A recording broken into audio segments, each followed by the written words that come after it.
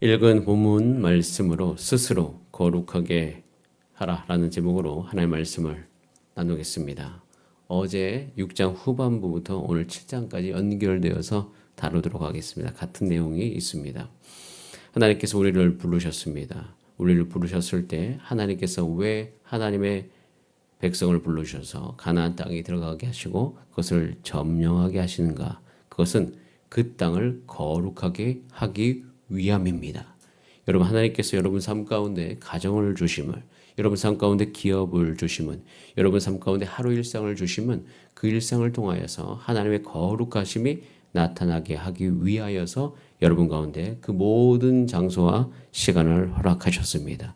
그렇기 때문에 우리는 살아가면서 하나님의 약속이 이루어지는 그곳에서 하나님이 왜 내 삶 가운데 이곳을 주셨는지 그 목적을 깨닫고 그 목적이 여러분의 삶 가운데 소망되기를 바랍니다.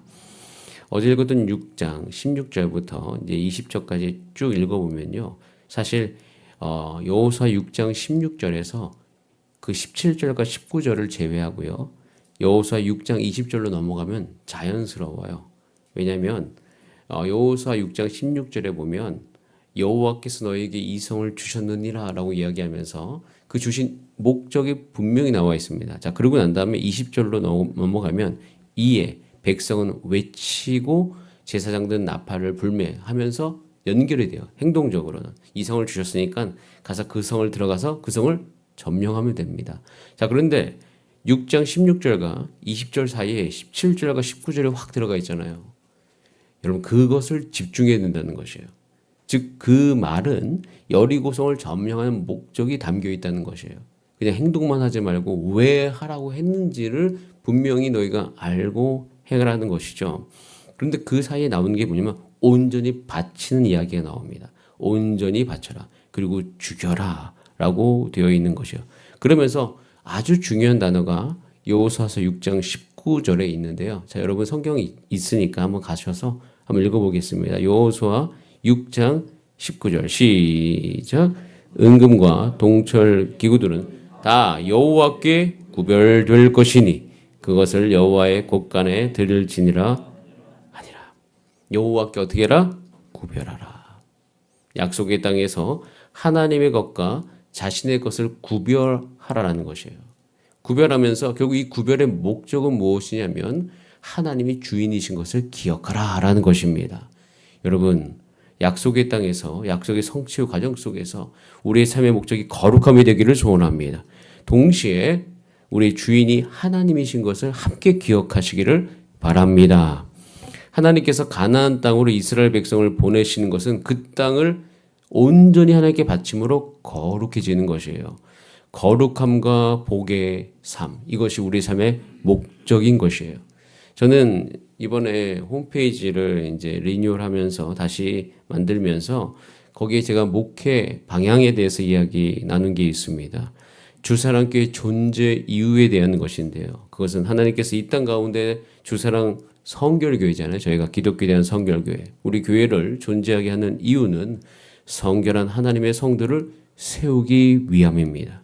여러분, 우리 교회 안에서도 지금 여러 가지가 진행되어져 있습니다. 우리도 하다 보면 예를 들어서 뭐 옥상 방수 공사를 하다 보면 아니면 영유아 부실을 어떻게 할까 거기에 우리가 집중하다 보면 정말 그 일이 되어지는 우리의 목적을 잃어버릴 수 있거든요. 저는 그래서 날마다 기도합니다. 그곳에 가서 하나님, 이 일이 되어지면 하나님 이 땅 가운데 거룩한 다음 세대가 일어나기 위함이니 주님 그 목적을 온전히 이루어 주시옵소서. 이렇게 늘 기도합니다. 그래서 이 장소에서 이곳에서 아이들이 뛰놀면서 아이들이 성경을 배우면서 그들 마음속에 성경이 그들 육체 가운데 임함으로 말미암아 그들이 읽어짐으로 말미암아 공부가 되어짐으로 말미암아 이 시대 가운데 하나님의 백성 되게 하여 주시옵소서. 그렇게 기도합니다. 그래서 우리는 하나님의 약속의 땅 안에서 정말 우리가 필요한 것은 왜 보내셨는지 분명한 그 목적을 발견하고 그 목적을 이루는 것이 잊어버리지 않도록 여러분의 삶을 늘 주 앞에 드리시는 여러분 되시기를 바랍니다. 그래서 우리 모든 교회 사역의 목적은 성결함인 것이에요.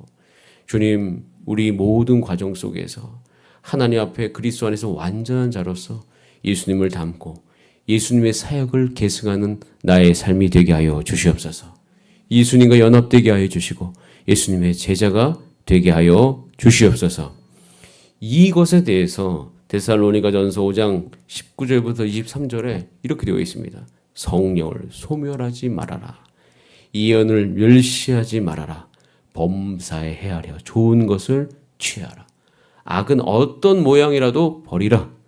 평강의 하나님이 친히 너희를 온전히 거룩하게 하시고 또 너희의 온 영과 혼과 몸이 우리 주 예수 그리스도께서 강림하실 때 흠없게 보존되기를 원하노라. 여러분 마음속에 여러분의 가정 안에서 사업장 안에서 이 말씀이 여러분 가운데 간절한 소망 되기를 원합니다. 이렇게 우리가 한 걸음 나아가고 있죠. 자, 그런데 그렇게 온전히 바쳐서 하나님의 목적을 이루어 드려야 되는데 온전히 바친 물건은요 하나님의 것이에요. 그래서 그걸 가지면 안 되는데 자 오늘 본문 말씀 7장 1절 말씀 자 거기에 잠깐 보겠습니다. 7장 1절에 보면 이렇게 돼 있어요. 같이 한번 다시 읽어볼까요? 시작. 이스라엘 자손들이 온전히 바친 물건으로 말미암아 범죄하였으니 이는 유다 지파 사라의 증손 삽디의 손자 갈미 아들 아간이 온전히 바친 물건을 가졌습니다. 여호와께서 이스라엘 자손들에게 아간이 무엇을 가졌다?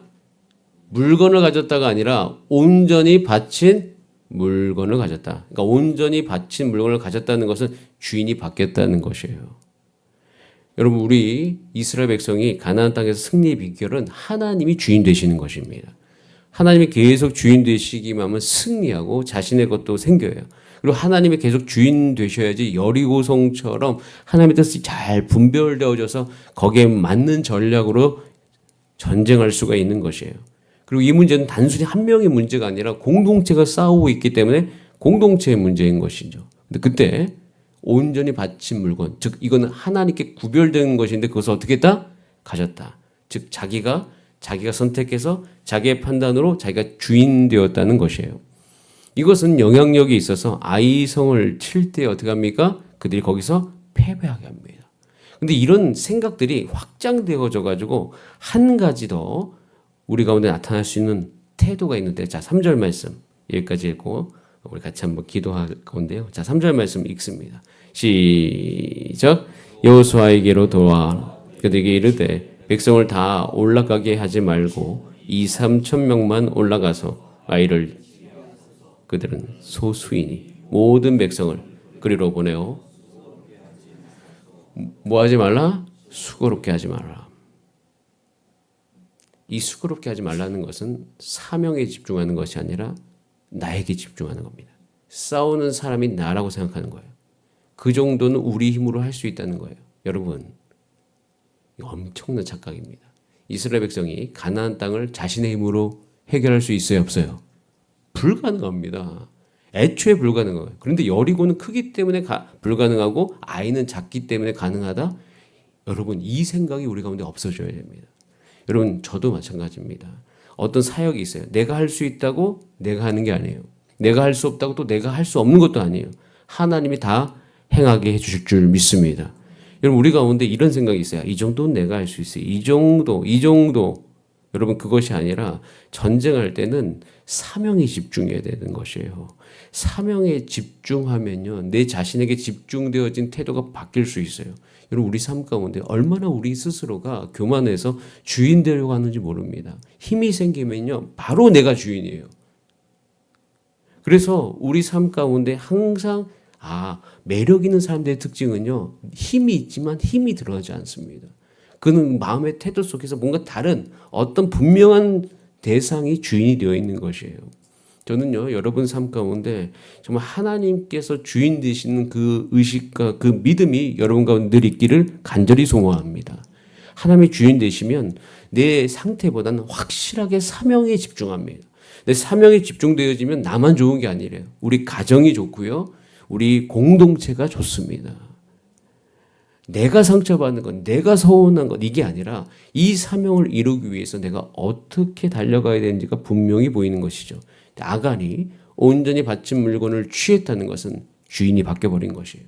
이 태도가 공동체 안에 있으면 이스라엘은 전쟁하지 못합니다. 불가능해질 거예요. 여러분 그래서 우리는 정말 기도할 것이 있습니다.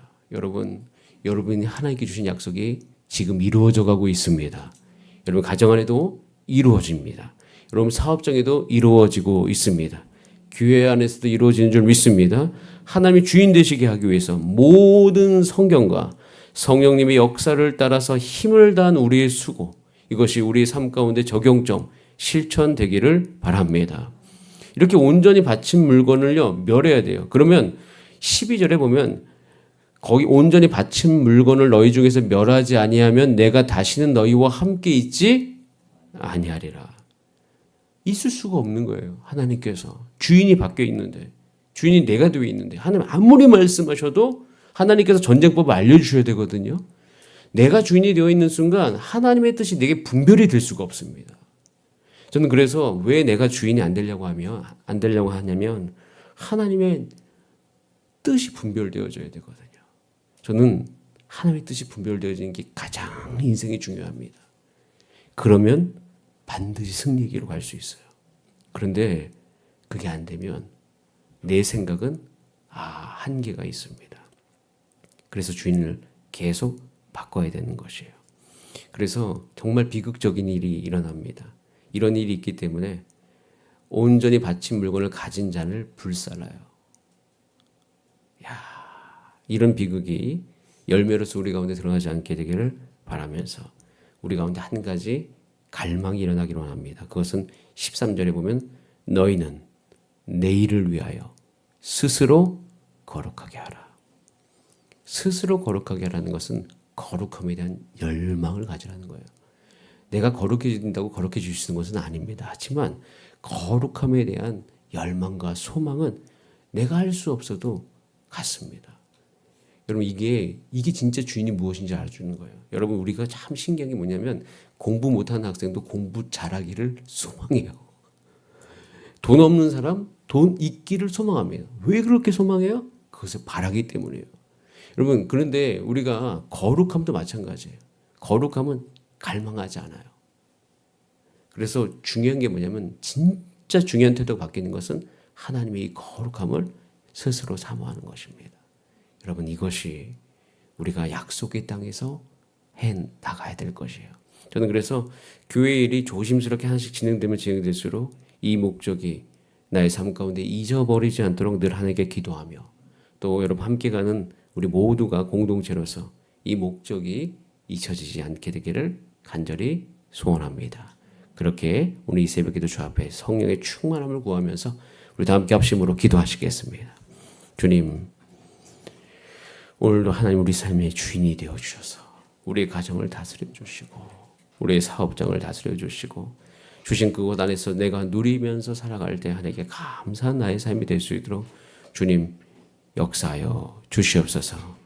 내가 안다고 살아가지 않게 하시고 하나님 뜻을 오늘도 잘 분별하면서 겸손히 살아가게 하여 주시옵소서.